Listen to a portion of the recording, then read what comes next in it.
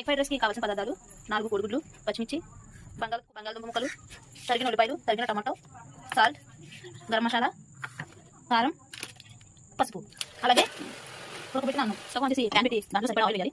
Oil heat ఎక్కిన తర్వాత ముందుగా ఆనియన్స్ వేసేయాలి. అలాగే పచ్చిమిర్చి, బంగాళదుంప ముక్కలు వేసుకుని బాగా వేయించుకోవాలి. సరిపడా టేస్ట్ సరిపోయిందా సాల్ట్ వేసి బాగా కలుపుకోవాలి. ఇలా వేగుతున్నప్పుడు 5 మినిట్స్ మూత పెట్టేసుకోండి. ఇలా వేగిన తర్వాత దాంట్లో టమాటా ముక్కలు వేసుకోవాలి. ఇలా వేగిన తర్వాత దాంట్లో సరిపడా కారం, గరం మసాలా వేసుకుని బాగా కలుపుకోవాలి. ఇలా వేగిన గుడ్లు వేసుకోవాలి. ఇంకో తీసుకున్నాము ఇలా పెట్టుకోవాలి. ఇలా వేసిన తర్వాత కలుపుకోండి. ఇలా వేగిన తర్వాత రైస్ వేసుకోవాలి. వేసిన తర్వాత కలుపుకోండి. ఇలా కలుపుకున్న తర్వాత మసాలా వేసుకోండి. టేస్ట్ కోసం ఎగ్ ఫ్రైడ్ రైస్ రెడీ.